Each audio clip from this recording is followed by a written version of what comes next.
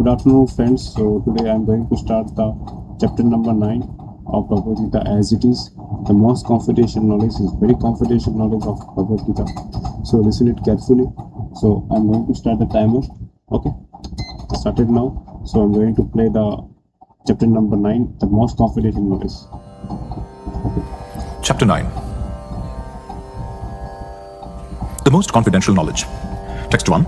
Shri Bhagavanuvāca idam tu te guhyatamam pravakṣāmyanasūnave jnānam vijñānasahitam yajñātvā mokshyase shubhāt. Translation.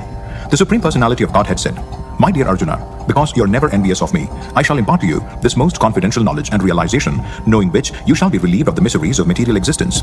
Purport. As a devotee hears more and more about the Supreme Lord, he becomes enlightened. This hearing process is recommended. In the Srimad Bhagavatam, the messages of the Supreme Personality of Godhead are full of potencies, and these potencies can be realized if topics regarding the Supreme Godhead are discussed amongst devotees. This cannot be achieved by the association of mental speculators or academic scholars, for it is realized knowledge. The devotees are constantly engaged in the Supreme Lord's service. The Lord understands the mentality and sincerity of a particular living entity who is engaged in Krishna consciousness and gives him the intelligence to understand the signs of Krishna in the association of devotees. Discussion of Krishna is very potent, and if a fortunate person has such association and tries to assimilate the knowledge, then he will surely make advancement toward spiritual realization. Lord Krishna, in order to encourage Arjuna to higher and higher elevation in his potent service, describes in this 9th chapter matters more confidential than any he has already disclosed. The very beginning of Bhagavad Gita, the first chapter, is more or less an introduction to the rest of the book. And in the 2nd and 3rd chapters, the spiritual knowledge described is called confidential. Topics discussed in the 7th and 8th chapters are specifically related to devotional service, and because they bring enlightenment in Krishna consciousness, they are called more confidential. But the matters which are described in the 9th chapter deal with unalloyed pure devotion. Therefore, this is called the most confidential. One who is situated in the most confidential knowledge of Krishna is naturally transcendental. He therefore has no material pangs, although he is in the material world. In the Bhakti Rasamrita Sindhu, it is said that although one who has a sincere desire to render loving service to the Supreme Lord is situated in the conditional state of material existence, he is to be considered liberated. Similarly, we shall find in the Bhagavad Gita, 10th chapter, that anyone who is engaged in that way is a liberated person. Now, this first verse, the specific significance, the words idam jnanam, this knowledge, refer to pure devotional service, which consists of 9 different activities: hearing, chanting, remembering, serving, worshipping, praying, obeying, maintaining friendship, and surrendering everything. By the practice of these 9 elements of devotional service, one is elevated to spiritual consciousness, Krishna consciousness. When one's heart is thus cleared of material contamination, one can understand the signs of Krishna. Simply to understand that a living entity is not material is not sufficient.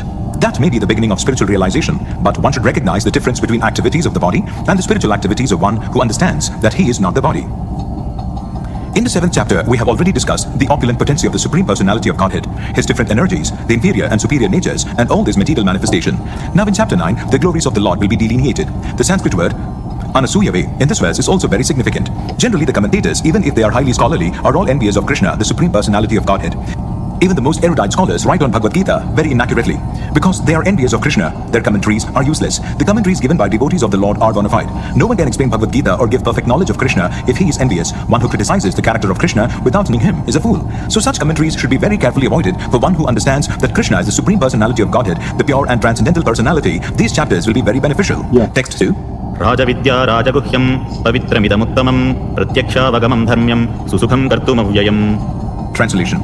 This knowledge is the king of education, the most secret of all secrets. It is the purest knowledge, and because it gives direct perception of the self by realization, it is the perfection of religion, it is everlasting, and it is joyfully performed. Purport. This chapter of Bhagavad Gita is called the king of education because it is the essence of all doctrines and philosophies explained before. Among the principal philosophers in India are Gautama, Kanada, Kabila, Yajnavalkya, Shandilya, and Vaishvanara. And finally, there is Vyasadeva, the author of the Vedanta Sutra. So there is no dearth of knowledge in the field of philosophy or transcendental knowledge. Now, the Lord says that this 9th chapter is the king of all such knowledge, the essence of all knowledge that can be derived from the study of the Vedas and different kinds of philosophy. It is the most confidential because confidential or transcendental knowledge involves understanding the difference between the soul and the body, and the king of all confidential knowledge culminates in devotional service. Generally, people are not educated in this confidential knowledge. They're educated in external knowledge. As far as ordinary education is concerned, people are involved with so many departments: politics, sociology, physics, chemistry, mathematics, astronomy, engineering, etc. There are so many departments of knowledge all over the world and many huge universities, but there is unfortunately no university or educational institution where the science of the spirit soul is instructed. Yet the soul is the most important part of the body. Without the presence of the soul, the body has no value. Still, people are placing great stress on the bodily necessities of life, not caring for the vital soul. The Bhagavad Gita, especially from the 2nd chapter on, stresses the importance of the soul. In the very beginning, the Lord says that this body is perishable and that the soul is not perishable. Antavanta ime deha nitya shokta sharirinaha. That is a confidential part of knowledge. Simply knowing that the spirit soul is different from this body and that its nature is immutable, indestructible, and eternal. But that gives no positive information about the soul. Sometimes people are under the impression that the soul is different from the body and that when the body is finished, or one is liberated from the body, the soul remains in a void and becomes impersonal. But actually, that is not the fact. How can the soul, which is so active within this body, be inactive after being liberated from the body? It is always active. If it is eternal, then it is eternally active, and its activities in the spiritual kingdom are the most confidential part of spiritual knowledge. These activities of the spirit soul are therefore indicated here as constituting the king of all knowledge, the most confidential part of all knowledge.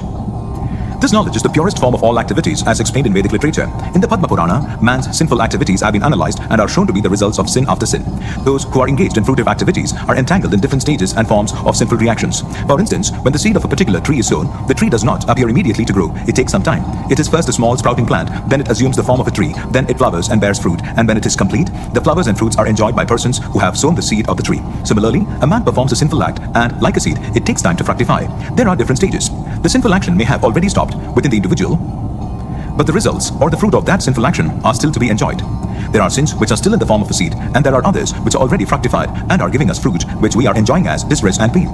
As explained in the 28th verse of the 7th chapter, a person who has completely ended the reactions of all sinful activities and who is fully engaged in pious activities, being freed from the duality of this material world, becomes engaged in devotional service to the Supreme Personality of Godhead Krishna. In other words, those who are actually engaged in the devotional service of the Supreme Lord are already freed from all reactions. This statement is confirmed in the Padma Purana.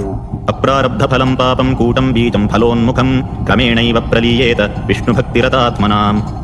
For those who are engaged in the devotional service of the Supreme Personality of Godhead, all sinful reactions, whether fructified in the stalk or in the form of a seed, gradually vanish. Therefore, the purifying potency of devotional service is very strong, and it is called Pavitram Uttamam, the purest. Uttama means transcendental. Tamas means this material world of darkness, and Uttama means that which is transcendental to material activities. Devotional activities are never to be considered material, although sometimes it appears that devotees are engaged just like ordinary men. One who can see and is familiar with devotional service will know that they are not material activities. They are all spiritual and devotional, uncontaminated by the material modes of nature. It is said that the execution of devotional service is so perfect that one can perceive the results directly. This direct result is actually perceived, and we have practical experience that any person who is chanting the holy names of Krishna, Hare Krishna, Krishna Krishna, Hare Hare, Hare Rama, Rama Rama, Hare Hare, in course of chanting without offenses feels some transcendental pleasure and very quickly becomes purified of all material contamination. This is actually seen. Furthermore, if one engages not only in hearing but in trying to broadcast the message of devotional activities as well, or if he engages himself in helping the missionary activities of Krishna consciousness, he gradually feels spiritual progress. This advancement in spiritual life does not depend on any kind of previous education or qualification. The method itself is so pure that by simply engaging in it, one becomes pure. In the Vedanta Sutra, Canto 3, Chapter 2, Text 26, this is also described in the following words: Prakashas Chakarmani Abhyasat. Devotional service is so potent that simply by engaging in the activities of devotional service, one becomes enlightened without a doubt. A practical example of this can be seen in the previous life of Narada, who in that life happened to be the son of a maidservant. He had no education, nor was he born into a high family. But when his mother was engaged in serving great devotees, Narada also became engaged, and sometimes, in the absence of his mother, he would serve the great devotees himself. Narada personally says, उच्छिष्टलेपाननुमोदितो द्विजैः सकृत्स्म भुञ्जे तदपास्तकिल्बिषः एवं प्रवृत्तस्य विशुद्धचेतसत्सद्धर्म एवात्मरुचिः प्रजायते. In this verse from Srimad Bhagavatam, Canto 1, Chapter 5, Text 25, Narada describes his previous life to his disciple Vyasadeva. He says that, while engaged as a boy servant for those purified devotees, during the 4 months of their stay, he was intimately associating with them. Sometimes those sages left remnants of food on their dishes, and the boy, who would wash their dishes, wanted to taste the remnants. So he asked the great devotees for their permission, and when they gave it, Narada ate those remnants and consequently became freed from all sinful reactions. As he went on eating, he gradually became as pure-hearted as the sages. The great devotees relished the taste of unceasing devotional service to the Lord by hearing and chanting, and Narada gradually developed the same taste. Narada says further, तत्रान्वहं कृष्णकथाः प्रयागताम् अनुग्रहेण शृणवं मनोहराः ता श्रद्धया मेनुपदं विशृण्वतः प्रियश्रवस्यङ्ग mama भवद्रुतिः. By associating with the sages, Narada got the taste for hearing and chanting the glories of the Lord, and he developed a great desire for devotional service. Therefore, as described in the Vedanta Sutra, Prakashas Chakarmani Abhyasat, if one is engaged simply in the acts of devotional service, everything is revealed to him automatically, and he can understand. This is called Pratyaksha, directly perceived. The word Dharmyam means the path of religion. Narada was actually a son of a maidservant. He had no opportunity to go to school. He was simply assisting his mother, and fortunately, his mother rendered some service to the devotees. The child Narada also got the opportunity, and simply by association achieved the highest goal of all religion. The highest goal goal of all religion is devotional service, as stated in Srimad Bhagavatam. Savai pumsam paro dharmo yato bhakti adokshaje. Religious people generally do not know that the highest perfection of religion is the attainment of devotional service. As we have already discussed in regard to the last verse of chapter 8, Vedeshu yagneshu tapasu chaiva. Generally, Vedic knowledge is required for self-realization. But here, although Narada never went to school of the spiritual master and was not educated in the Vedic principles, he acquired the highest results of Vedic study. This process is so potent that even without performing the religious process regularly, one can be raised to the highest perfection. How is this possible? This is also confirmed in Vedic literature. Acharyavan Purusho Veda. One who is in association with great acharyas, even if he is not educated or has never studied the Vedas, can become familiar with all the knowledge necessary for realization. The process of devotional service is a very happy one. Susutam. Why? Devotional service consists of Shravanam Kirtanam Vishnu. So one can simply hear the chanting of the glories of the Lord, or can attend philosophical lectures on transcendental knowledge given by authorized acharyas. Simply by sitting, one can learn, then one can eat the remnants of the food offered to God, nice palatable dishes. In every state, devotional service is joyful. One can execute devotional service even in the most poverty-stricken condition. The Lord says, Patram Pushpam Phalam Toyam. He is ready to accept from the devotee any kind of offering, never mind what, even a leaf, a flower, a bit of fruit, or a little water, which are all available in every part of the world, can be offered by any person, regardless of social position, and will be accepted if offered with love. There are many instances in history. Simply by tasting the tulsi leaves offered to the lotus feet of the Lord, great sages like Sanata Kumara became great devotees. Therefore, the devotional process is very nice, and it can be executed in a happy mood. God accepts only the love with which things are offered to Him. It is said here that this devotional service is eternally existing. It is not as the Mayavadi philosophers claim. Although they sometimes take to so-called devotional service, their idea is that as long as they are not liberated, they will continue their devotional service. But at the end, when they become liberated, they will become one with God. Such temporary time-serving devotional service is not accepted as pure devotional service. Actual devotional service continues even after liberation. When the devotee goes to the spiritual planet in the kingdom of God, he is also engaged there in serving the Supreme Lord. He does not try to become one with the Supreme Lord. As will be seen in Bhagavad Gita, actual devotional service begins after liberation. After one is liberated, when one is situated in the Brahman position, Brahma Bhuta, one's devotional service begins. Samah sarveshu bhuteshu mad bhaktim labate param. No one can understand the Supreme Personality of Godhead by executing Karma Yoga, Jnana Yoga, Ashtanga Yoga, or any other yoga independently. By these yogic methods, one may make a little progress toward Bhakti Yoga, but without coming to the stage of devotional service, one cannot understand what is the personality of Godhead. In the Srimad Bhagavatam, it is also confirmed that when one becomes purified by executing the process of devotional service, especially by hearing Srimad Bhagavatam or Bhagavad Gita from realized souls, then he can understand the signs of Krishna or the signs of God. Evam prasanna manaso bhagavat bhakti yogatah. When one's heart is cleared of all nonsense, then one can understand what God is. Thus, the process of devotional service of Krishna consciousness is the king of all education and the king of all confidential knowledge. It is the purest form of religion, and it can be executed joyfully without difficulty. Therefore, one should adopt it. Text 3. अश्रद्धधानाः पुरुषा धर्मस्यास्य परन्तप अप्राप्यं मां निवर्तन्ते मृत्यु संसारवत्मनि. Translation. Those who are not faithful in this devotional service cannot attain me, O conqueror of enemies. Therefore, they return to the path of birth and death in this material world. Purport. The faithless cannot accomplish this process of devotional service. That is the purport of this verse. Faith is created by association with devotees. Unfortunate people, even after hearing all the evidence of Vedic literature from great personalities, still have no faith in God. They are hesitant and cannot stay fixed in the devotional service of the Lord. Thus, faith is a most important factor for progress in Krishna consciousness. In the Chaitanya Charitamrita, it is said that faith is the complete conviction that simply by serving the Supreme Lord Sri Krishna, one can achieve all perfection. That is called real faith, as stated in the Srimad Bhagavatam, Canto 4, Chapter 31, Text 14. यथा तरोर्मूलनिषेचनेन तृप्यन्ति तत्स्कन्धभुजोपशाखाः प्राणोपहाराच्च यथेन्द्रियाणां तथैव सर्वार्हणमच्युतेज्य. By giving water to the root of a tree, one satisfies its branches, twigs and leaves, and by supplying food to the stomach, one satisfies all the senses of the body. Similarly, by engaging in the transcendental service of the Supreme Lord, one automatically satisfies all the demigods and all other living entities. Therefore, after reading Bhagavad Gita, one should promptly come to the conclusion of Bhagavad Gita. One should give up all other engagements and adopt the service of the Supreme Lord Krishna, the personality of Godhead. If one is convinced of this philosophy of life, that is faith. Now, the development of that faith is the process of Krishna consciousness. There are three divisions of Krishna conscious men. In the third class are those who have no faith. Even if they are officially engaged in devotional service, they cannot achieve the highest perfectional stage. Most probably, they will slip after some time. They may become engaged, but because they haven't complete conviction and faith, it is very difficult for them to continue in Krishna consciousness. We have practical experience in discharging our missionary activity that some people come and apply themselves to Krishna consciousness with some hidden motive, and as soon as they are economically a little well situated, they give up this process and take to their old ways again. It is only by faith that one can advance in Krishna consciousness. As far as the development of faith is concerned, one who is well versed in the literatures of devotional service and has attained the stage of firm faith is called a first class person in Krishna consciousness. And in the second class are those who are not very advanced in understanding the devotional scriptures, but who automatically have firm faith that Krishna Bhakti or service to Krishna is the best course, and so in good faith have taken it up. Thus, they are superior to the third class who have neither perfect knowledge of the scriptures nor good faith, but by association and simplicity are trying to follow. The third class person in Krishna consciousness may fall down, but when one is in the second class, he does not fall down, and for the first class person in Krishna consciousness, there is no chance of falling down. One in the first class will surely make progress and achieve the result at the end. As far as the third class person in Krishna consciousness is concerned, although he has faith in the conviction that devotional service to Krishna is very good, he has not yet gained adequate knowledge of Krishna through the scriptures like Srimad Bhagavatam and Bhagavad Gita. Sometimes these third class persons in Krishna consciousness have some tendency toward Karma Yoga and Jnana Yoga, and sometimes they are disturbed. But as soon as the infection of Karma Yoga or Jnana Yoga is vanquished, they become second class or first class persons in Krishna consciousness. Faith in Krishna is also divided into 3 stages and described in Srimad Bhagavatam. First class attachment, second class attachment, and third class attachment are also explained in Srimad Bhagavatam in the 11th canto. Those who have no faith even after hearing about Krishna and the excellence of devotional service, who think that it is simply zoology, find the path very difficult even if they are supposedly engaged in devotional service. For them, there is very little hope of gaining perfection. Thus, faith is very important in the discharge of devotional service. Text 4. मया ततमिदं सर्वं जगदव्यक्तमूर्तिना मत्स्थानि सर्वभूतानि न चाहं तेष्वस्थितः. Translation. By me, in my unmanifested form, this entire universe is pervaded. All beings are in me, but I'm not in them. Purport. The Supreme Personality of Godhead is not perceivable through the gross material senses. It is said, अतः श्रीकृष्णनामादि न भवेद्ग्राह्यमिन्द्रियैः सेवोन्मुखे हि जिह्वादौ स्वयमेव स्फुरत्यतः. Bhakti Rasamrita Sindhu, Canto 1, Chapter 2, Text 234. Lord Sri Krishna's name, fame, pastimes, etc. cannot be understood by material senses. Only to one who is engaged in pure devotional service under proper guidance is he revealed. In the Brahma Samhita, Chapter 5, Text 38, it is stated, Premanjana Churita Bhakti Vilochanena Santa Sadaiva Hridayeshu Vilokayanti. One can see the Supreme Personality of Godhead Govinda always within himself and outside himself if one has developed the transcendental loving attitude towards him. Thus for people in general, he is not visible. Here it is said that although he is all-pervading, everywhere present, he is not conceivable by the material senses. This is indicated here by the word Avyakta Murtina. But actually, although we cannot see him, everything is resting in him.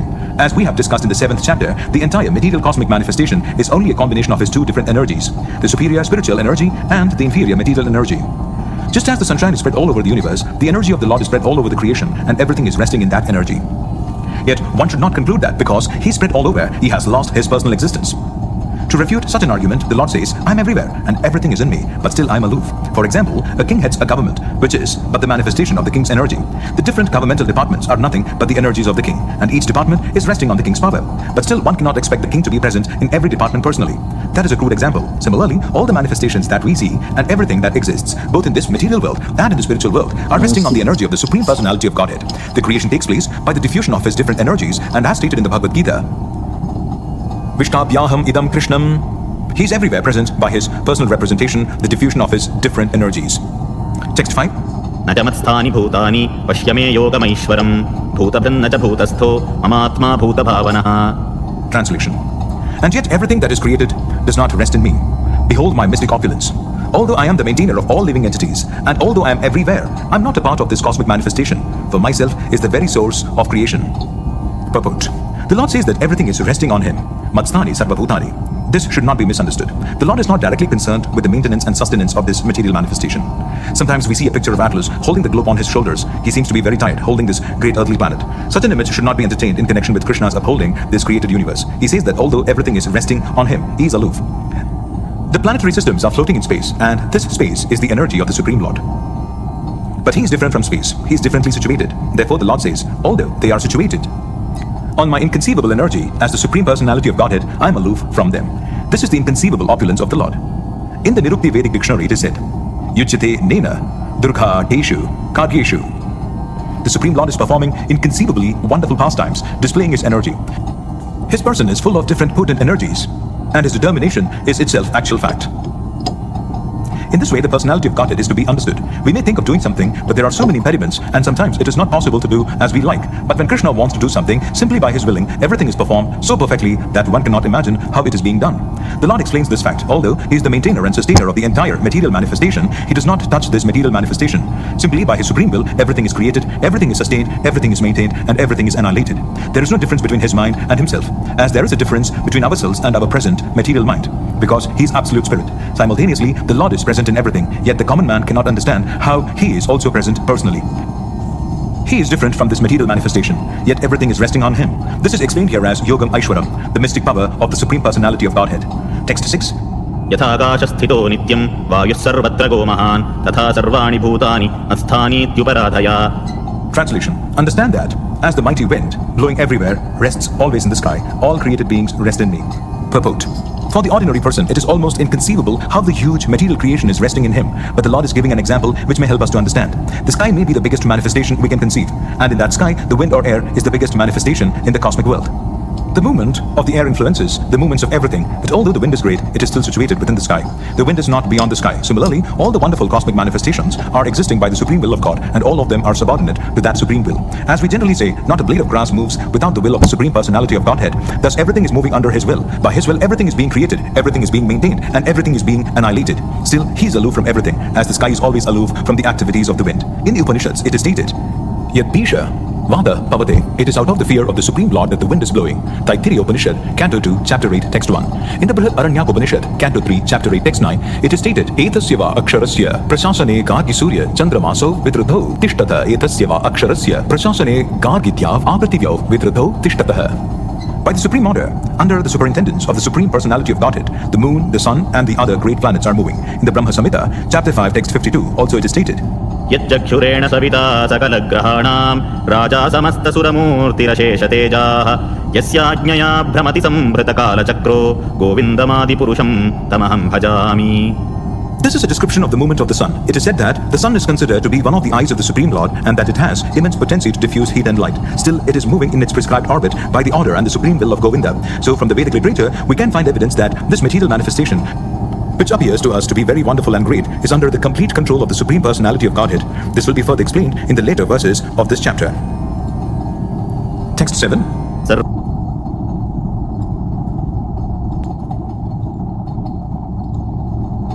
सर्वभूतानि कौन्तेय प्रकृतिं यान्ति मामिकां कल्पक्षये पुनस्तानि कल्पादौ विसृजाम्यहम्. Translation. O son of Kunti, at the end of the millennium, all material manifestations enter into my nature, and at the beginning of another millennium, by my potency, I create them again. Purport. The creation, maintenance, and annihilation of this material cosmic manifestation are completely dependent on the supreme will of the personality of Godhead. At the end of the millennium means at the death of Brahma. Brahma lives for 100 years, and his one day is calculated at 430 crores of our earthly years. His night is of the same duration. His month consists of 30 such days and nights, and his year of 12 months. After 100 such years, when Brahma dies, the devastation or annihilation takes place. This means that the energy manifested by the Supreme Lord is again wound up in himself. Then again, when there is a need to manifest the cosmic world, it is done by his will. Bahusyam. Although I am one, I shall become many. This is the Vedic aphorism, Chandogya Upanishad, Canto 6, Chapter 2, Text 3. He expands himself in this material energy, and the whole cosmic manifestation again takes place. Text 8. प्रकृतिं स्वामवष्टभ्य विसृजामि पुनः पुनः भूतग्राममिमं कृत्स्नमवशं प्रकृतेर्वशात्. Translation. The whole cosmic order is under me. Under my will, it is automatically manifested again and again, and under my will, it is annihilated at the end. Purport. This material world is the manifestation of the inferior energy of the Supreme Personality of Godhead. This has already been explained several times. At the creation, the material energy is let loose as the Mahat Tattva, into which the Lord, as his first Purusha incarnation, Mahavishnu enters. He lies within the causal ocean and breathes out innumerable universes, and into each universe, the Lord again enters as Garbhodakashayi Vishnu. Each universe is in that way created. He still further manifests himself as Kshirodakashayi Vishnu, and that Vishnu enters into everything, even into the minute atom. This fact is explained here. He enters into everything. Now, as far as the living entities are concerned, they are impregnated into this material nature, and as a result of their past deeds, they take different positions. Thus the activities of this material world begin. The activities of the different species of living beings are begun from the very moment of the creation. It is not that all is evolved. The different species of life are created immediately along with the universe. Men, animals, beasts, birds, everything is simultaneously created. Because whatever desires the living entities had at the last annihilation are again manifested. It is clearly indicated here by the word avasam, that the living entities have nothing to do with this process. The state of being in their past life, in the past creation, is simply manifested again. And all this is done simply by his will. This is the inconceivable potency of the Supreme Personality of God. And after creating different species of life, he has no connection with them. The creation takes place to accommodate the inclinations of the various living entities, and so the Lord does not become involved with it. Text 9. न च मां तानि कर्माणि निबध्नन्ति धनञ्जय उदासीनवदासीनमसक्तं तेषु कर्मसु. Translation. O Dhananjaya, all this work cannot bind me. I am ever detached from all these material activities, seated as though neutral. Purport. One should not think in this connection that the Supreme Personality of Godhead has no engagement. In his spiritual world, he is always engaged. In the Brahma Samhita, Chapter 5, Text 6, it is stated, Atma Ramasya tasyasti prakritya na samagama. he's always involved in his eternal, blissful, spiritual activities, but he has nothing to do with these material activities. Material activities are being carried on by his different potencies. The Lord is always neutral in the material activities of the created world. This neutrality is mentioned here with the word udasina vat. Although he has control over every minute detail of material activities, he's sitting as if neutral. The example can be given of a high court judge sitting on his bench. By his order, so many things are happening. Someone is being hanged, someone is being put into jail, someone is awarded a huge amount of wealth, but still he is neutral. He has nothing to do with all that gain and loss. Similarly, the Lord is always neutral, although he has his hand in every sphere of activity. In the Vedanta Sutra, Canto 2, Chapter 1, Text 34, it is stated, Vaishamya Naigranyana. He is not situated in the dualities of this material world. He is transcendental to these dualities, nor is he attached to the creation and annihilation of this material world. The living entities take their different forms in the various species of life according to their past deeds, and the Lord does not interfere with them. Text 10. मयाध्यक्षेण प्रकृतिः सूयते सचराचरं हेतुनानेन कौन्तेय जगद्विपरिवर्तते. Translation. This material nature, which is one of my energies, is working under my direction, O son of Kunti, producing all moving and non-moving beings. Under its rule, this manifestation is created and annihilated again and again. Purport. It is clearly stated here that the Supreme Lord, although aloof from all the activities of the material world, remains the Supreme Director. The Supreme Lord is the Supreme Will and the background of this material manifestation, but the management is being conducted by material nature. Krishna also states in Bhagavad Gita that of all of the living entities in different forms and species, I am the father. The father gives seeds to the womb of the mother for the child. And similarly, the Supreme Lord by his mere glance injects all the living entities into the womb of material nature, and they come out in their different forms and species according to their last desires and activities. All these living entities, although born under the glance of the Supreme Lord, take their different bodies according to their past deeds and desires. So, the Lord is not directly attached to this material creation. He simply glances over material nature is thus activated, and everything is created immediately. Because he glances over material nature, there is undoubtedly activity on the part of the Supreme Lord, but he has nothing to do with the manifestation of the material world directly. This example is given in the Smriti. When there is a fragrant flower before someone, the fragrance is touched by the smelling power of the person, yet the smelling and the flower are detached from one another. There is a similar connection between the material world and the Supreme Personality of Godhead. Actually, he has nothing to do with this material world, but he creates by his glance and ordains. In summary, material nature without the superintendence of the Supreme Personality of Godhead cannot do anything, yet the Supreme Personality is detached from all material activities. Text 11.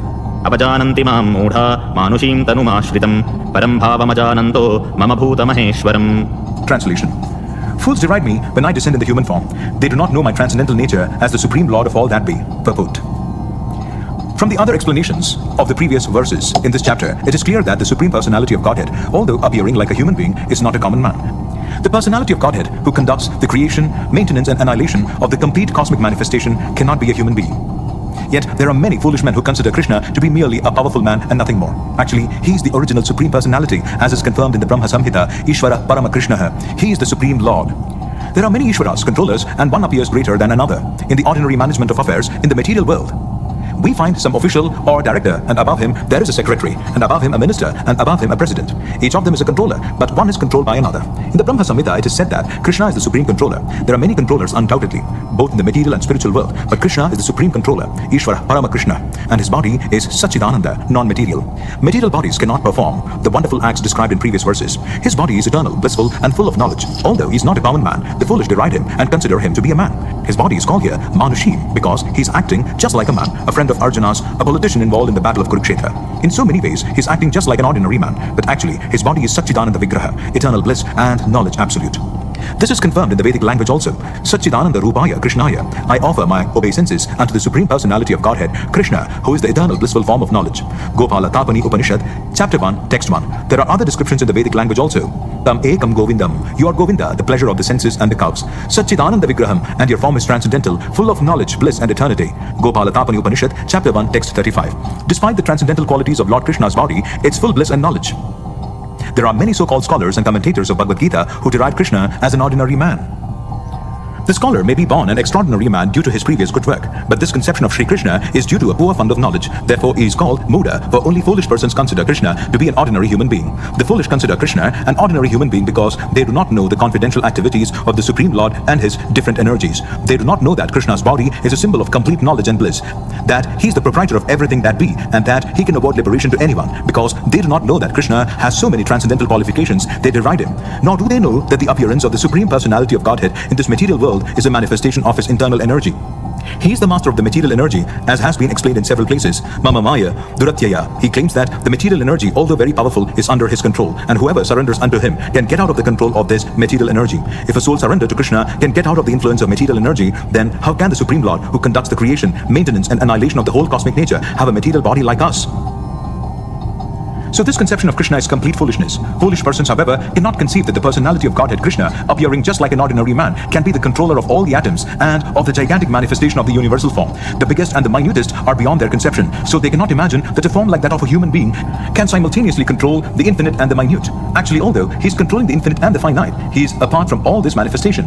It is clearly stated concerning his Yogam Aishwaram, his inconceivable transcendental energy, that he can control the infinite and the finite simultaneously, and that he can remain aloof from them. Although the foolish cannot imagine how Krishna, who appears just like a human being, can control the infinite and the finite, those who are pure devotees accept this, for they know that Krishna is the Supreme Personality of Godhead. Therefore, they completely surrender unto him and engage in Krishna consciousness, devotional service of the Lord.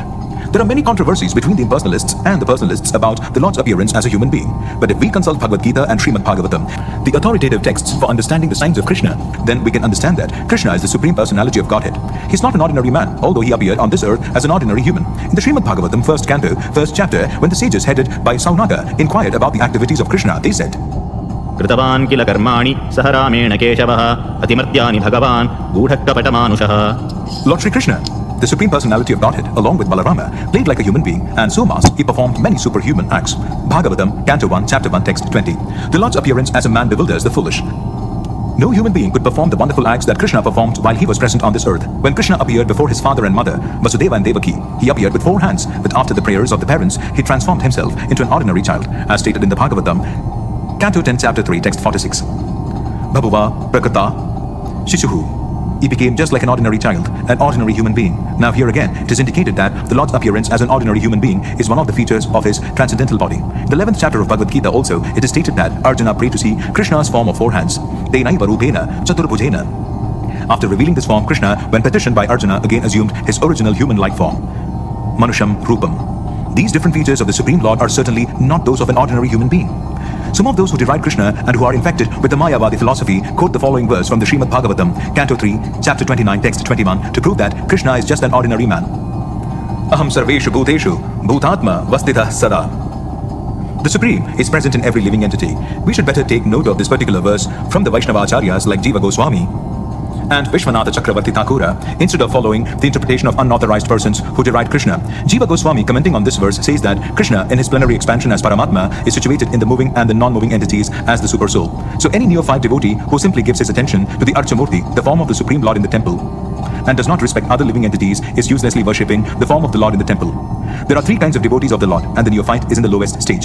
The neophyte devotee gives more attention to the deity in the temple than to other devotees. So Vishwanatha Chakravarti Thakura warns that this sort of mentality should be corrected. A devotee should see that because Krishna is present in everyone's heart as Paramatma, everybody is the embodiment or the temple of the Supreme Lord. So as one offers respect to the temple of the Lord, he should similarly properly respect each and everybody in which the Paramatma dwells. Everyone should therefore be given proper respect and should not be neglected. There are also many impersonalists who deride temple worship. They say that since God is everywhere, why should one restrict himself to temple worship? But if God is everywhere, is he not in the temple or in the deity? Although the personalists and the impersonalists will fight with one another perpetually, a perfect devotee in Krishna consciousness knows that although Krishna is the Supreme Personality, he is all-pervading as confirmed in the Brahma Samhita. Although his personal abode is Goloka Vrindavana and he is always staying there, by his different manifestations of energy and by his plenary expansion, he is present everywhere in all parts of the material and spiritual creation. Text 12. मोघाशा मोघकर्माणो मोघज्ञाना विचेतसः राक्षसीमासुरीं चैव प्रकृतिं मोहिनीं श्रिताः. Translation. Those who are thus bewildered are attracted by demonic and atheistic views. In that deluded condition, their hopes for liberation, their fruitive activities, and their culture of knowledge are all defeated. Purport. There are many devotees who assume themselves to be in Krishna consciousness and devotional service, but at heart do not accept the Supreme Personality of Godhead, Krishna, as the absolute truth. For them, the fruit of devotional service, going back to Godhead, will never be tasted. Similarly, those who are engaged in fruitive, pious activities and who are ultimately hoping to be liberated from this material entanglement will never be successful either, because they deride the Supreme Personality of Godhead, Krishna. In other words, persons who mock Krishna are to be understood to be demonic or atheistic. As described in the 7th chapter of Bhagavad Gita, such demonic miscreants never surrender to Krishna. Therefore, their mental speculations to arrive at the absolute truth bring them to the false conclusion that the ordinary living entity and Krishna are one and the same. With such a false conviction, they think that the body of any human being is now simply covered by material nature, and that as soon as one is liberated from this material body, there is no difference between God and himself. This attempt to become one with Krishna will be baffled because of delusion. Such atheistic and demoniac cultivation of spiritual knowledge is always futile. That is the indication of this verse. For such persons, cultivation of the knowledge in the Vedic literature, like the Vedanta Sutra and the Upanishads, is always baffled. It is a great offense, therefore, to consider Krishna, the Supreme Personality of Godhead, to be an ordinary man. Those who do so are certainly deluded because they cannot understand the eternal form of Krishna. The Brihad Vishnu Smriti clearly states, यो वेत्ति भौतिकं देहं कृष्णस्य परमात्मनः स सर्वस्मात् बहिष्कार्यः श्रौतस्मात् विधानतः मुखं तस्यावलोक्यापि सचेलं स्नानमाचरेत्.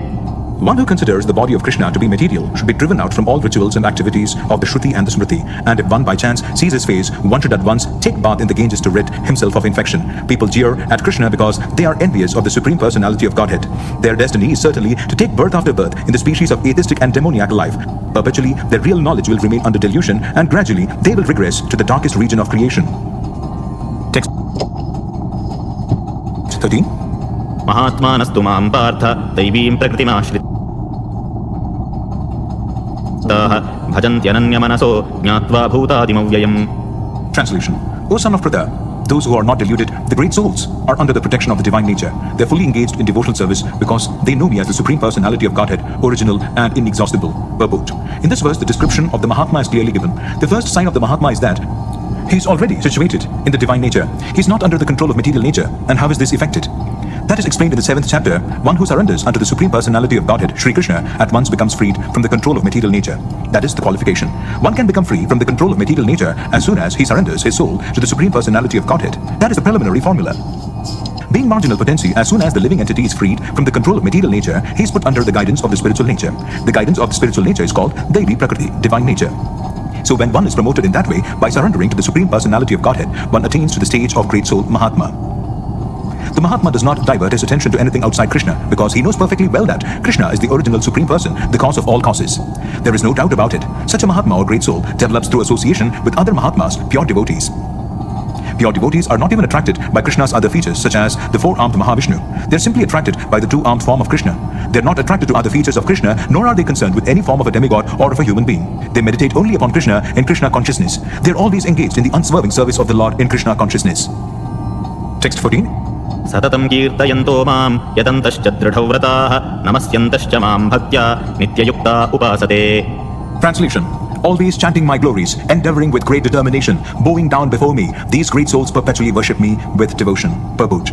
The Mahatma cannot be manufactured by rubber stamping an ordinary man. His symptoms are described here. A Mahatma is always engaged in chanting the glories of the Supreme Lord Krishna, the personality of Godhead. He has no other business. He is always engaged in the glorification of the Lord. In other words, he is not an impersonalist. When the question of glorification is there, one has to glorify the Supreme Lord, praising his holy name, his eternal form, his transcendental qualities, and his uncommon pastimes.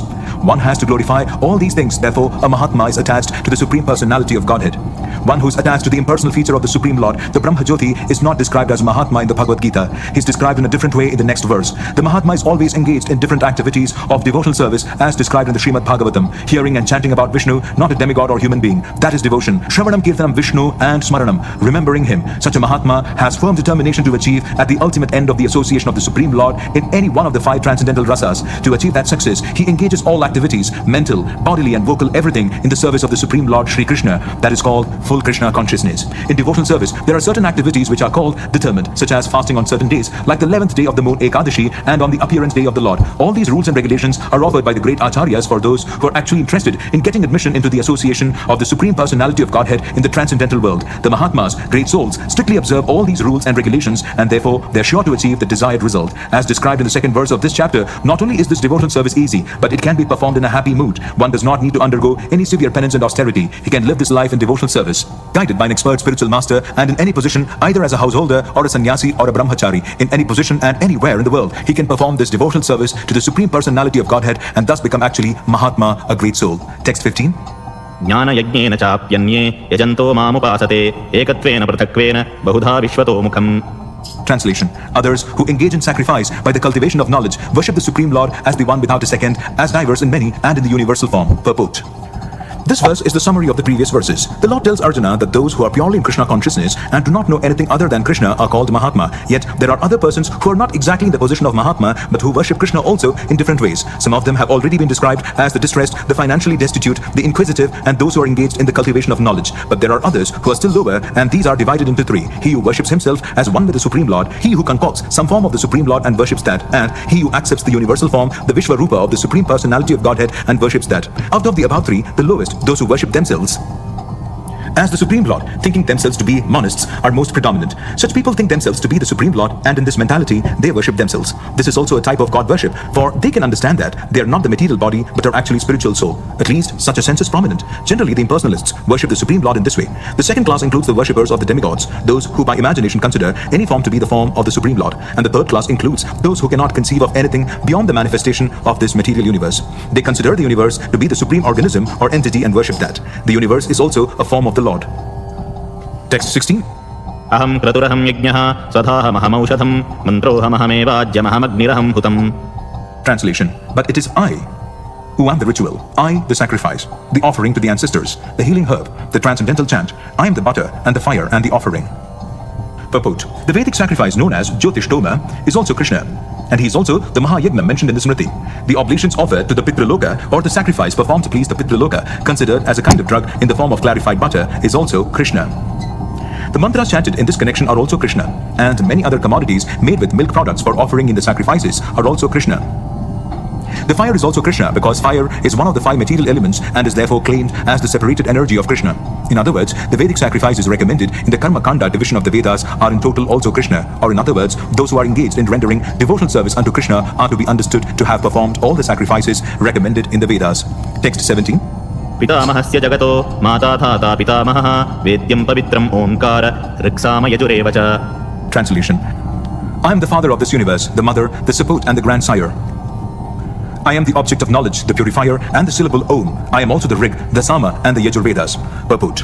The entire cosmic manifestations, moving and non-moving, are manifested by different activities of Krishna's energy. In the material existence, we create different relationships with different living entities who are nothing but Krishna's marginal energy. Under the creation of Prakriti, some of them appear as our father, mother, grandfather, creator, etc. But actually, they are parts and parcels of Krishna. As such, these living entities who appear to be our father, mother, etc. are nothing but Krishna. In this verse, the word Dhatha means creator.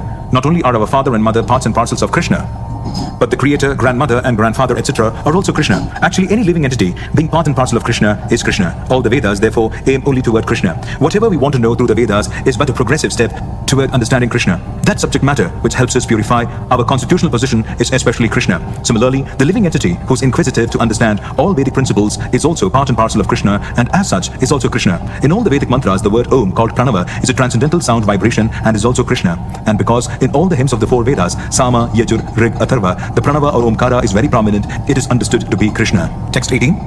गतिर्भर्ता प्रभुः साक्षी निवासः शरणं सुहृत् प्रभवः प्रलयस्थानं निधानं बीजमव्ययम्. Translation. I am the goal, the sustainer, the master, the witness, the abode, the refuge, and the most dear friend. I am the creation and the annihilation, the basis of everything, the resting place and the eternal seed. Purport. Gati means the destination where we want to go, but the ultimate goal is Krishna, although people do not know it.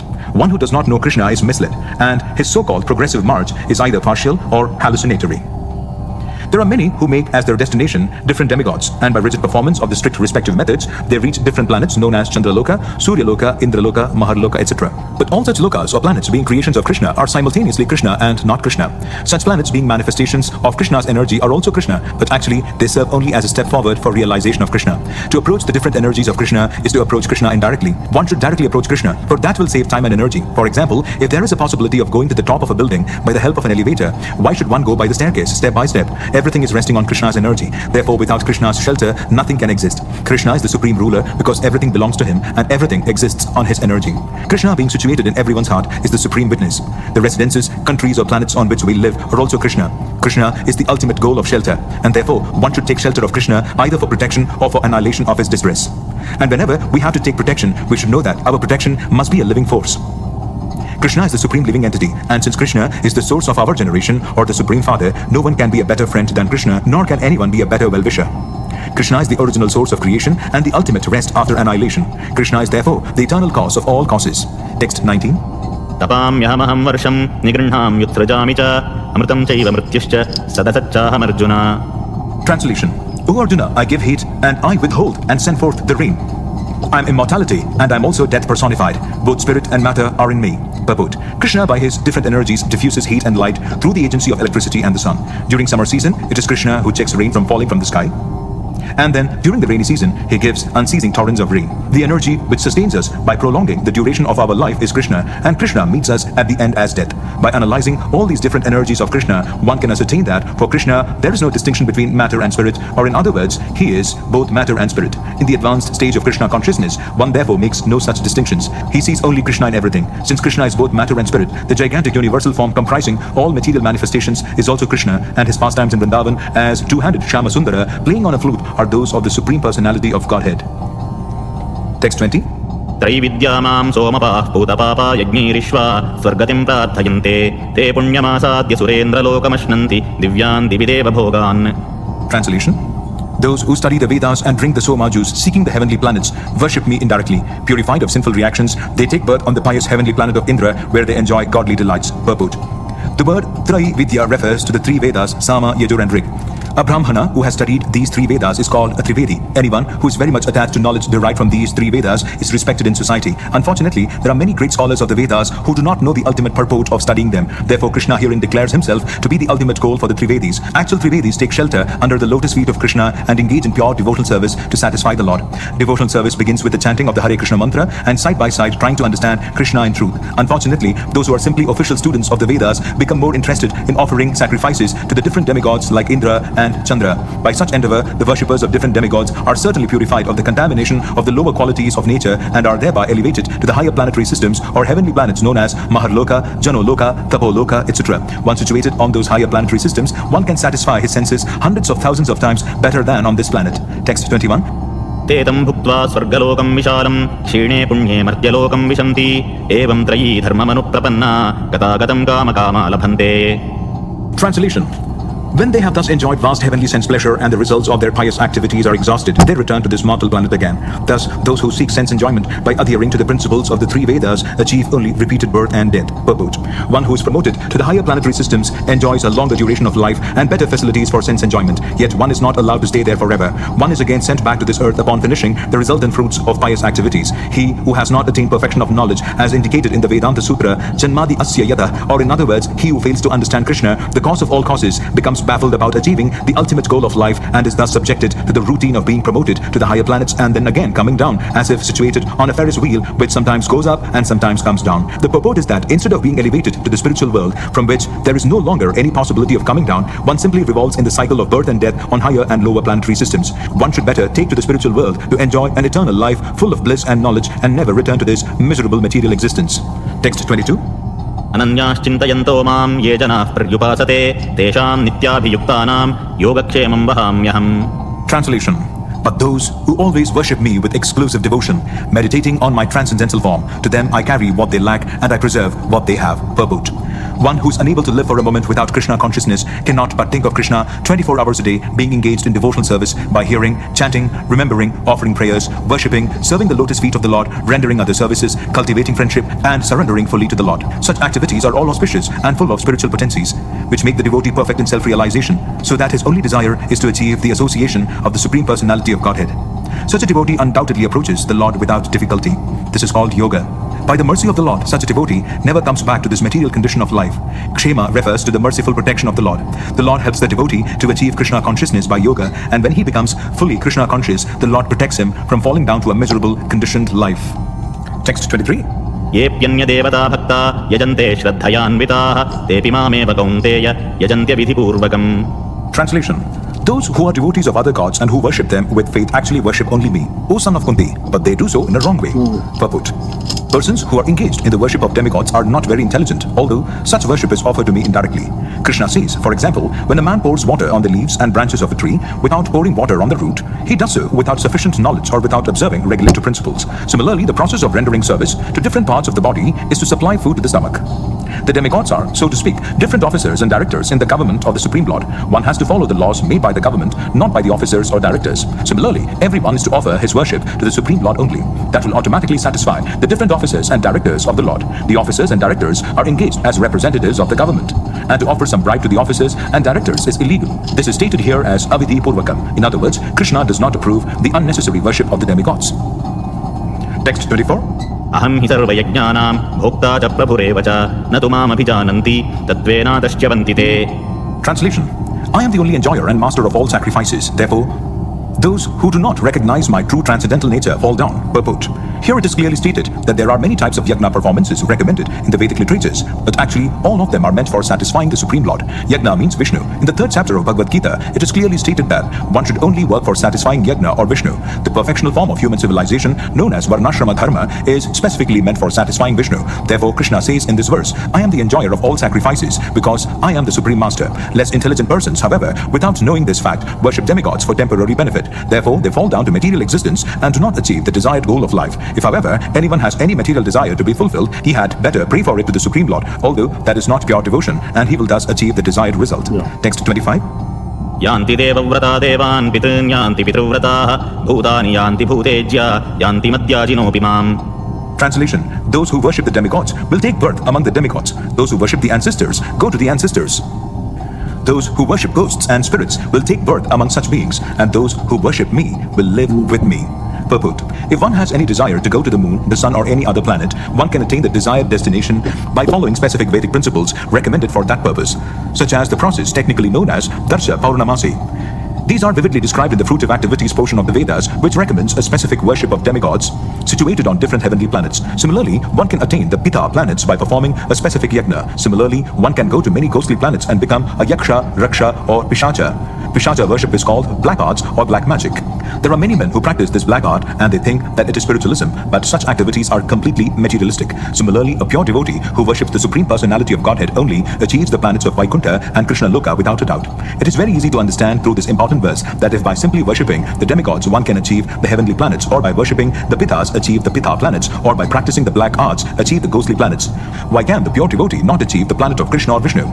Unfortunately, many people have no information of these sublime planets where Krishna and Vishnu live, and because they do not know of them, they fall down. Even the impersonalists fall down from the Brahma Jyoti. The Krishna consciousness movement is therefore distributing sublime information to the entire human society to the effect that by simply chanting the Hare Krishna mantra, one can become perfect in this life and go back home, back to Godhead.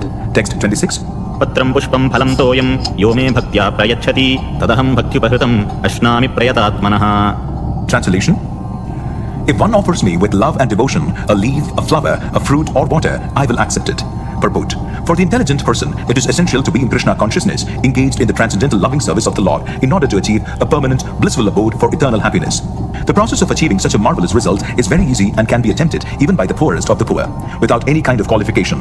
The only qualification required in this connection is to be a pure devotee of the Lord. It does not matter what one is or where one is situated. The process is so easy that even a leaf or a little water or fruit can be offered to the Supreme Lord in genuine love, and the Lord will be pleased to accept it.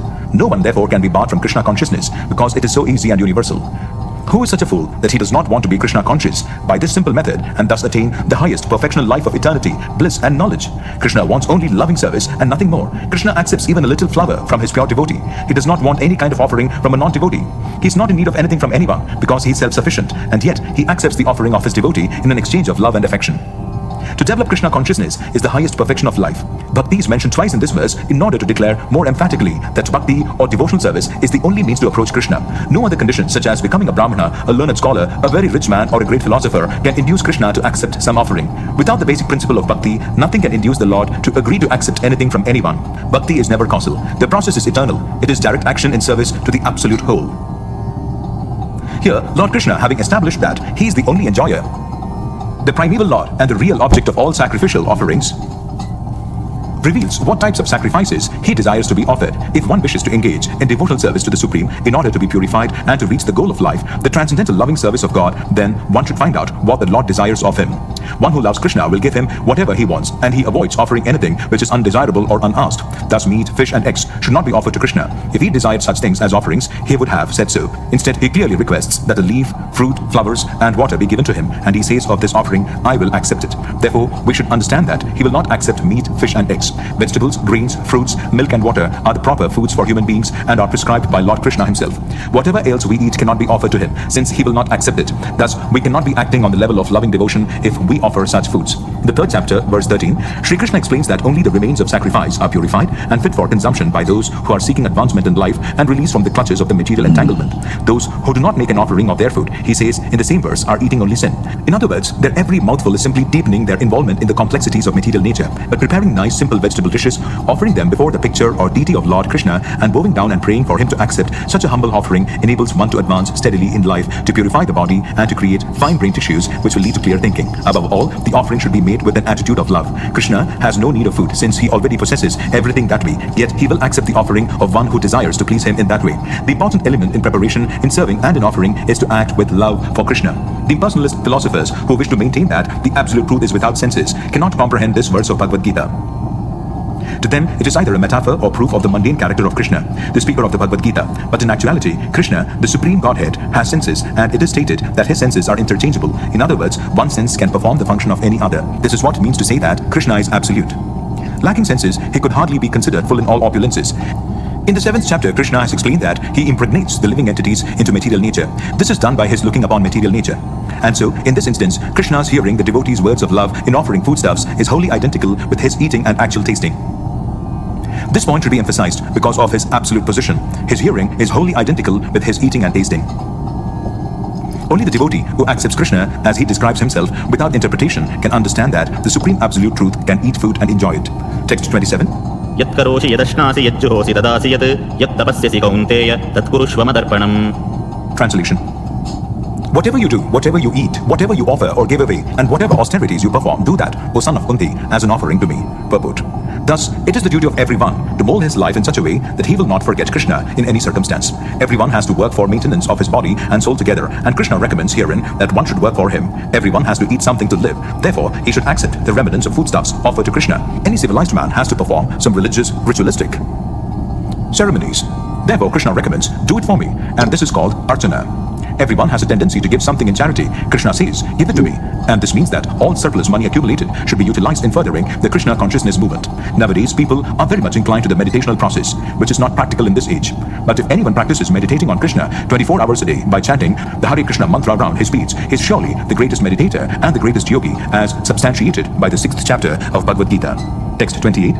शुभाशुभफलैरेवं मोक्ष्यसे कर्मबन्धनैः संन्यासयोगयुक्तात्मा विमुक्तो मामुपैष्यसि.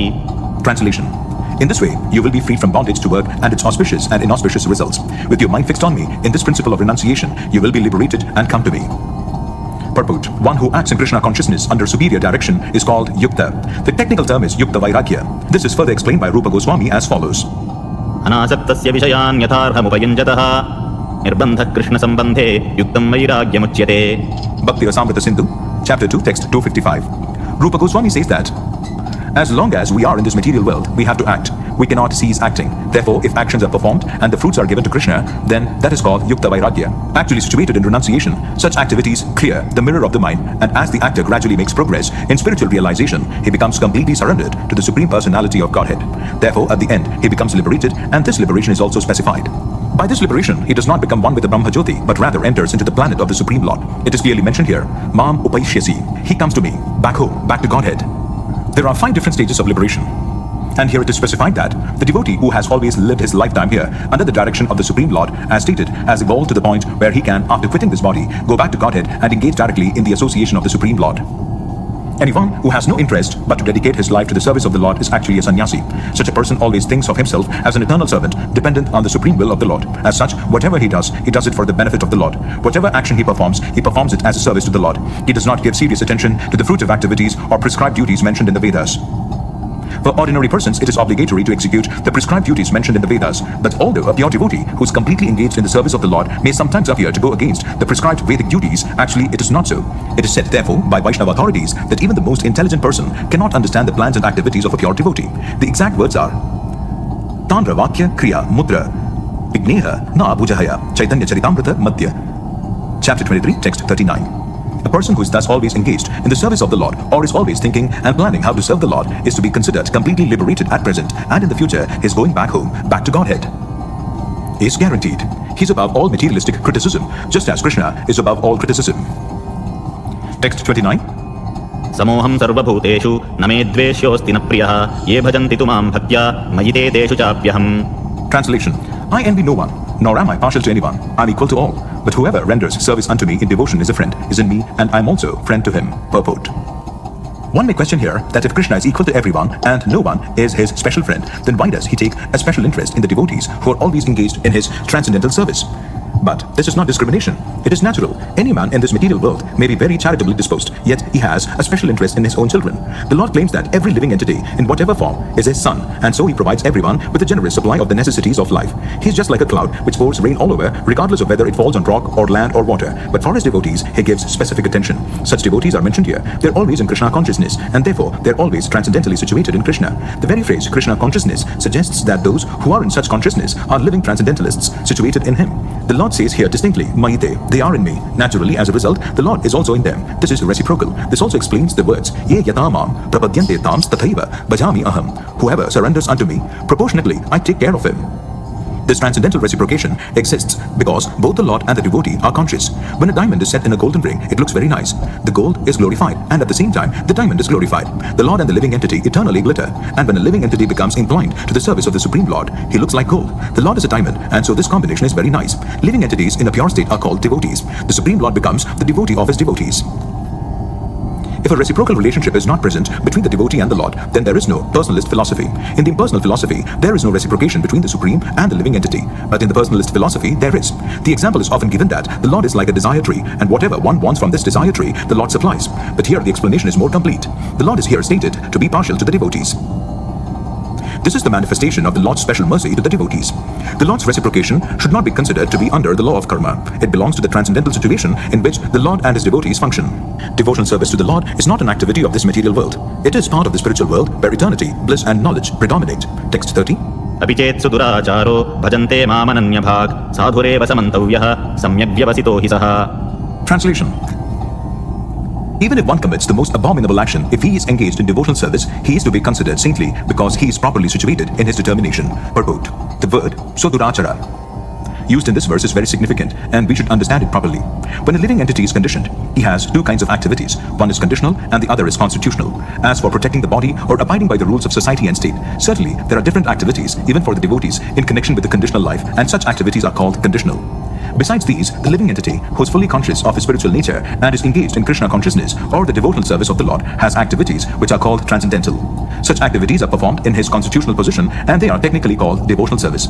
Now, in the conditioned state, sometimes devotional service and the conditional service in relation to the body will parallel one another. But then again, sometimes these activities become opposed to one another. As far as possible, a devotee is very cautious so that he does not do anything that could disrupt his wholesome condition. He knows that perfection in his activities depends on his progressive realization of Krishna consciousness. Sometimes, however, it may be seen that a person in Krishna consciousness commits some act which may be taken as most abominable socially or politically, but such a temporary fall down does not disqualify him. In the Srimad Bhagavatam, it is stated that if a person falls down but is wholeheartedly engaged in the transcendental service of the Supreme Lord, the Lord, being situated within his heart, purifies him and excuses him from that abomination.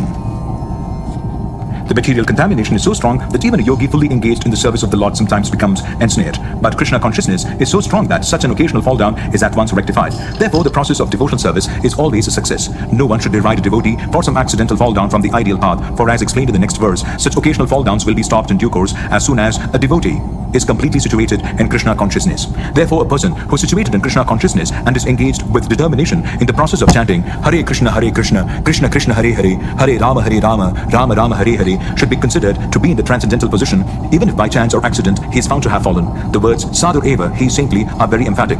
They are a warning to the non-devotees that because of an accidental fall down, a devotee should not be derided. He should still be considered saintly even if he has accidentally fallen down. And the word Mantavya is still more emphatic. If one does not follow this rule and derides a devotee for his accidental fall down, then one is disobeying the order of the Supreme Lord. The only qualification of a devotee is to be unflinchingly and exclusively engaged in devotional service. In the Narasimha Purana, the following statement is given. भगवति च हरावनन्यचेता भृशमलिनोऽपि विराजते मनुष्यः नहि शशकलु चच्छभिः कदाचित् तिमिरपरा भवतामुपैति चन्द्रः. The meaning is that even if one fully engaged in the devotional service of the Lord is sometimes found engaged in abominable activities, these activities should be considered to be like the spots that resemble the mark of a rabbit on the moon. Such spots do not become an impediment to the diffusion of moonlight. Similarly, the accidental fall down of a devotee from the path of saintly character does not make him abominable. On the other hand, one should not misunderstand that a devotee in transcendental devotional service can act in all kinds of abominable ways. This verse only refers to an accident due to the strong power of material connections. Devotional service is more or less a declaration of war against the illusory energy. As long as one is not strong enough to fight the illusory energy, there may be accidental fall downs. But when one is strong enough, he is no longer subjected to such fall downs as previously explained. No one should take advantage of this verse and commit nonsense and think that he is still a devotee. If he does not improve in his character by devotional service, then it is to be understood that he is not a high devotee. Text 31.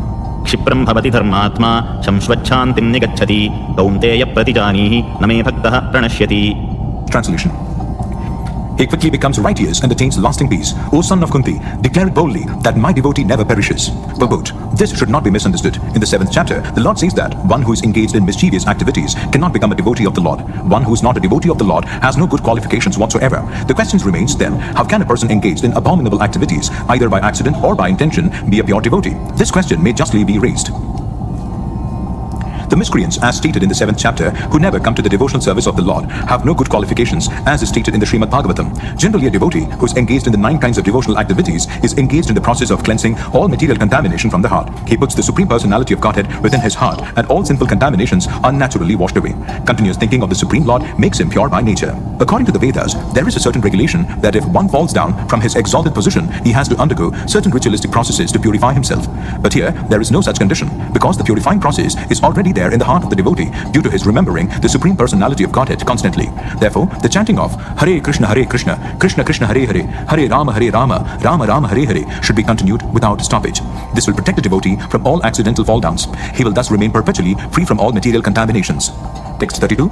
मां हि पार्थव्यपाश्रित्य येऽपि स्युः पापयोनयः स्त्रियो वैश्यास्तथा शूद्रास्तेऽपि यान्ति परां गतिम्. Translation.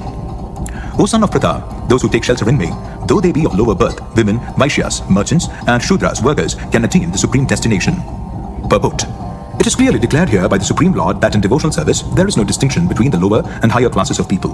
In the material conception of life, there are such divisions, but for a person engaged in transcendental devotional service to the Lord, there are not. Everyone is eligible for the supreme destination. In the Srimad Bhagavatam, Canto 2, Chapter 4, Text 18, it is stated that even the lowest, who are called Chandalas, dog-eaters, can be purified by association with a pure devotee. Therefore, devotional service and the guidance of a pure devotee are so strong that there is no discrimination between the lower and higher classes of men. Anyone can take to it. The most simple man taking shelter of the pure devotee can be purified by proper guidance. According to the different modes of material nature, men are classified in the mode of goodness, Brahmanas, the mode of passion, Kshatriyas or administrators, the mixed modes of passion and ignorance, Vaishyas or merchants, and the mode of ignorance, Shudras or workers. Those lower than them are called Chandalas, and they are born in sinful families. Generally, the association of those born in sinful families is not accepted by the higher classes, but the process of devotional service is so strong that the pure devotee of the Supreme Lord can enable people of all the lower classes to attain the highest perfection of life. This is possible only when one takes shelter of Krishna, as indicated here by the word Vyapashritya. One has to take shelter completely of Krishna, then one can become much greater than great jnanis and yogis. Text 33. किं पुनर्ब्राह्मणाः पुण्या भक्ता राजर्षयस्तथा अनित्यमसुखं लोकमिमं प्राप्य भजस्व माम्. Translation. How much more this is so of the righteous Brahmanas, the devotees and the saintly kings. Therefore, having come to this temporary, miserable world, engage in loving service unto me. Purport. In this material world, there are classifications of people, but after all, this world is not a happy place for anyone. It is clearly stated here, Anityam Asukam Lokam. This world is temporary and full of miseries, not habitable for any sane gentleman. This world is declared by the Supreme Personality of Godhead to be temporary and full of miseries. Some philosophers, especially Mayavadi philosophers, say that this world is false. But we can understand from Bhagavad Gita that the world is not false, it is temporary. There is a difference between temporary and false. This world is temporary, but there is another world which is eternal. This world is miserable, but the other world is eternal and blissful. Arjuna was born in a saintly royal family. To him also the Lord says, take to my devotional service and come quickly back to Godhead, back home. No one should remain in this temporary world, full as it is with miseries. Everyone should attach himself to the bosom of the Supreme Personality of Godhead so that he can be eternally happy. The devotional service of the Supreme Lord is the only process by which all problems of all classes of men can be solved. Everyone should therefore take to Krishna consciousness and make his life perfect. Text 34. मन्मना भव मद्भक्तो मद्याजी मां नमस्कुरु मामे वैश्यसि युक्तैव मात्मानं मत्परायणः. Translation. Engage your mind always in thinking of me, become my devotee, offer obeisances to me and worship me, being completely absorbed in me, surely you will come to me. Purport. In this verse, it is clearly indicated that Krishna consciousness is the only means of being delivered from the clutches of this contaminated material world. Sometimes unscrupulous commentators distort the meaning of what is clearly stated here, that all devotional service should be offered to the Supreme Personality of Godhead Krishna. Unfortunately, unscrupulous commentators divert the mind of the reader to that which is not at all feasible. Such commentators do not know that there is no difference between Krishna's mind and Krishna. Krishna is not an ordinary human being. He is absolute truth. His body, his mind, and he himself are one and absolute. It is stated in the Kurma Purana, as it is quoted by Bhaktisiddhanta Saraswati Goswami in his Anubhashya comments on Chaitanya Charitamrita, 5th chapter Adi Leela, verses 41 to 48. Deha dehi vibhedo yamneshware vidyate kvachit. This means that there is no difference in Krishna, the Supreme Lord, between himself and his body. But because the commentators do not know the signs of Krishna, they hide Krishna and divide his personality from his mind or from his body. Although this is sheer ignorance of the signs of Krishna, some men make profit out of misleading people. There are some who are demonic. They also think of Krishna, but enviously, just like King Kamsa, Krishna's uncle. He was also thinking of Krishna always, but he thought of Krishna as his enemy. He was always in anxiety, wondering when Krishna would come to kill him. That kind of thinking will not help us. One should be thinking of Krishna in devotional love. That is bhakti. One should cultivate the knowledge of Krishna continuously. What is that favorable cultivation? It is to learn from a bona fide teacher. Krishna is the Supreme Personality of Godhead, and we have several times explained that his body is not material, but is eternal, blissful knowledge. This kind of talk about Krishna will help one become a devotee. Understanding Krishna otherwise from the wrong source will prove fruitless. One should therefore engage his mind in the eternal form, the primal form of Krishna. With conviction in his heart that Krishna is the Supreme, he should engage himself in worship. There are hundreds of thousands of temples in India for the worship of Krishna, and devotional service is practiced there. When such practice is made, one has to offer obeisances to Krishna. One should lower his head before the deity and engage his mind, his body, his activities, everything. That will make one fully absorbed in Krishna without deviation. This will help one transfer to the Krishna Loka. One should not be deviated by unscrupulous commentators. One must engage in the 9 different processes of devotional service, beginning with hearing and chanting about Krishna. Pure devotional service is the highest achievement of human society. The 7th and 8th chapters of Bhagavad Gita have explained pure devotional service to the Lord that is free from speculative knowledge, mystic yoga, and fruitive activities. Those who are not purely sanctified may be attracted by different features of the Lord, like the impersonal Brahmajyoti and localized Paramatma, but a pure devotee directly takes to the service of the Supreme Lord. There is a beautiful poem about Krishna in which it is clearly stated that any person who is engaged in the worship of demigods is most unintelligent and cannot achieve at any time the supreme award of Krishna. The devotee in the beginning may sometimes fall from the standard, but still he should be considered superior to all other philosophers and yogis. One who always engages in Krishna consciousness should be understood to be a perfectly saintly person. His accidental, non-devotional activities will diminish, and he will soon be situated without any doubt in complete perfection. The pure devotee has no actual chance to fall down because the Supreme Godhead personally takes care of his pure devotees. Therefore, the intelligent person should take directly to the process of Krishna consciousness and happily live in this material world. He will eventually receive the supreme award of Krishna. Thus end the Bhakti Vedanta purports to the 9th chapter of the Srimad Bhagavad Gita in the matter of the most confidential knowledge. Okay, fine. Chapter number 9 is completed. The most confidential knowledge. Now, we're going to stop it. Thank you so much for watching this chapter number 9, the most confidential knowledge of Bhagavad Gita. Now I'm going to end it, and don't forget to subscribe my channel if you haven't subscribed, and share with this your friend, and I'm going to stop it.